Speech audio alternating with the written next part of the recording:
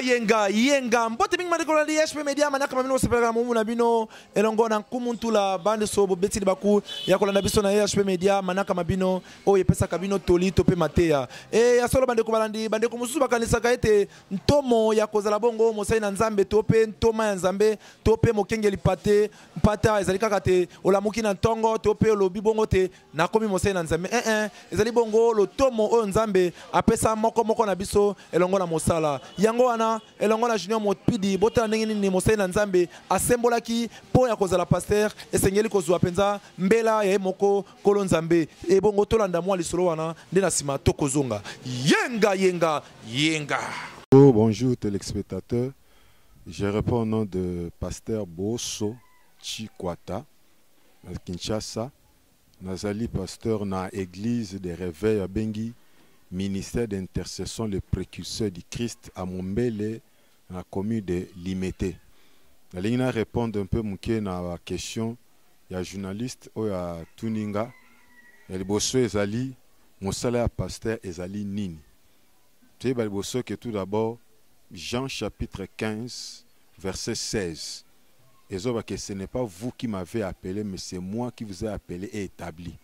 Un passage tout d'abord, faisant muto yo nzambe abengi, nzambe apona, pona musala moko boye, pona kolesa bampate na ye. On ne s'improvise jamais pasteur, mais ezali ko mfo nzambe abenga yo, nzambe établir yo, et pasteur aza mobateli bampate. Aza na zozo soin ya bampate, aza na souci ya ba âme, aza kolandela bango. Aye ba santé na bango spirituel les andenge nini laza vraiment na souci bandimi ba kola bandimi ba avancer lobby nango suka nango bandimi ba kota nani bokonzi na nzambe. Un pasteur aza moto akokite jamais koluka luxe moko boye na vie ya liboso ezali fo ayeba ke aza mobateli bampate bateli bampate fo ba senti kat na musa na nzambe wana ke azali kolumba solo ya bampate.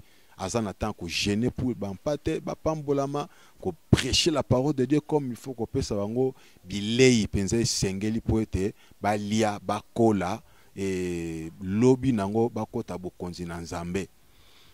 Yami bale namoni mutuna ya ndeko na biso atuni kosala église ezali vocation ya nzambe to ya moto yemoko.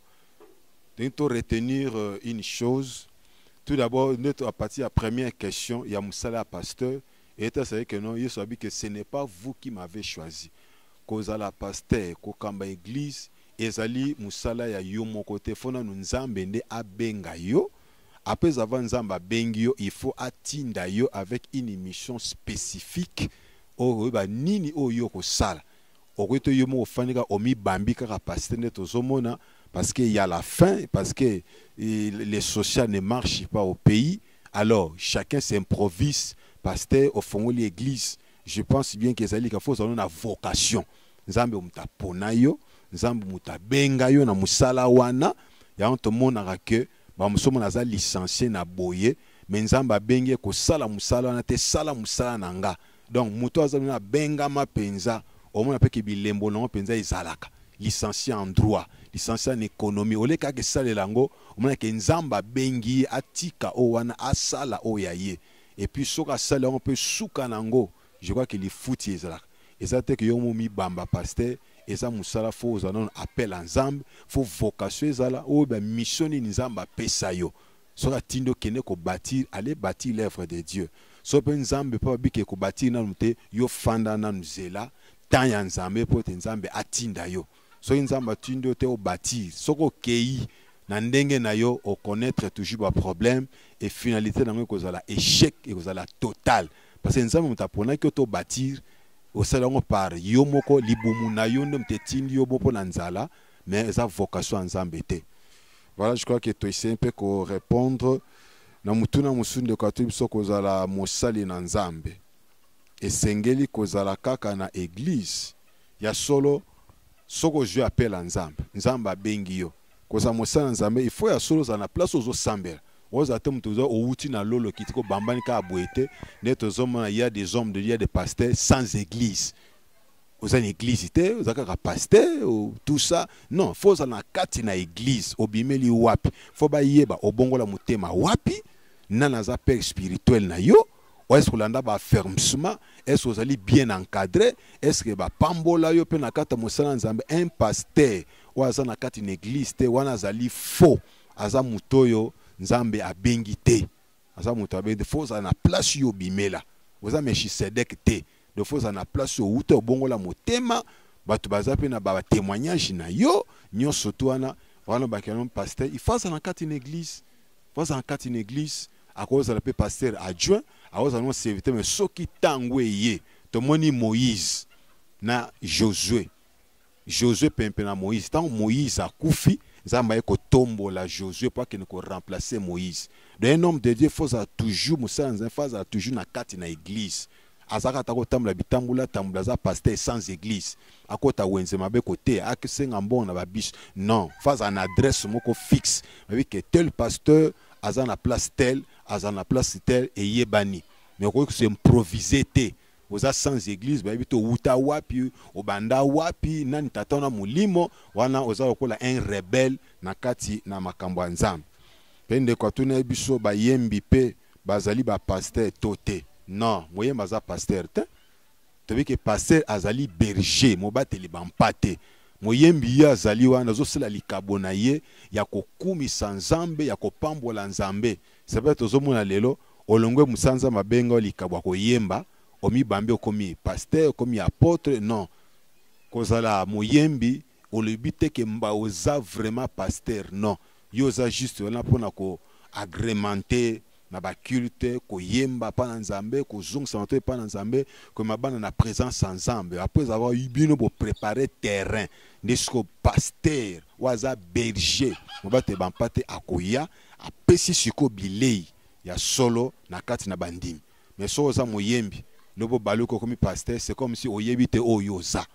Il faut revoir non appel na yo, il faut revoir un peu vie na yo ndeni nzamba benga yo oza benga moyembi tika na ki moyembi komi sanzambe yembe la kanzambe mais tika place pour na ba ministère toza na 5 ministères. Ministère pastoral, il y a docteur, toi enseignant, toza na ba évangéliste, toza na ba prophète, toza na ba apôtre. Na kati na 5 ministères, to moni place ministère wana ya moyembe azana kati te. Donc moyembe ozali wana pona ko appuyer ministère nzamba pesi pasteur to mosala wazo kamba église. Donc moyembi azali directement te pasteur. Peut-être plus tard nzambe ko aza souverain ako benga moyembi na ndenge na ye abenga so na cadre ya ministère akomo ko la ministre de Dieu pour enseigner la parole de l'Éternel. Mais dans un premier temps moyembi atikali moyembi pasteur aza pasteur. Voilà. Oui, merci pour na mutuna na yo. Pasteur ta nzamba benga musala nzambe ezana ba pasteur bazali temps plein. Ezana ba pasteur nzamba benga bango baza na temps partiel. Temps plein ezo peut-être ezaba pasteur oyo nzamba bengi. Il travaille peut-être quelque part. Il était cadre. Azaï bona nzamba bengi tika musana na société telle yaka ko salelanga ngamo nzambe na ko pambola yo. Losoma ki nzambe na bilembo ki mutaza cadre dans une société a touchera pe mbongo a bien aza na vie a bien ba futa kaye asala penza nzamba bengi ezo la salino ko oyo aza na appel nzambe. Ba mususu bazé ba temps partiel. Azo salela nzambe na ye en même temps azo sala pe musala quelque part.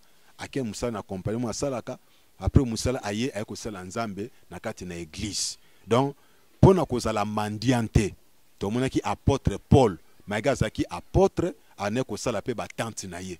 Après ça va ko sala ba tante et puis abandi côté kango. Tout ça abandi ko boya aza la charge pona batu.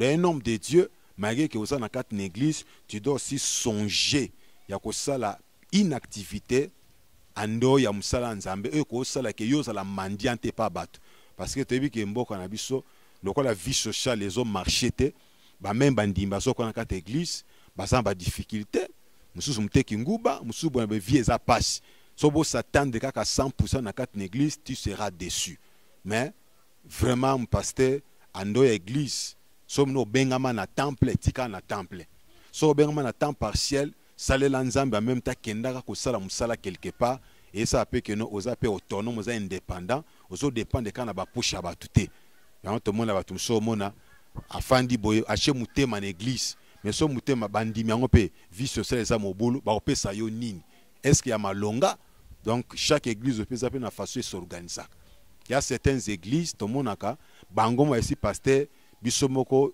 oza na temps penza temps plein ou landelaka biso mo to prendre yo en charge mais malgré ça tout ça toujours faut toujours que ça ba tante lokola l'apôtre Paul a bengama na ministère mais azo ça pe musala ba tante soka siko tala salango ateki yango mbonga zoko zo mbongo poni aza la charge pour na batute mata pasteur ndaka passer ka biso kola taka biso monso ka biso bon mutaza mutu akope ko lemba un jour doit passer doit aussi avoir peut-être une activité non on a privé à part musala nzambo ya zo sala on ko za charge penza batute oza un peu na poids na miso ya batu pe na miso ya mokili otozali.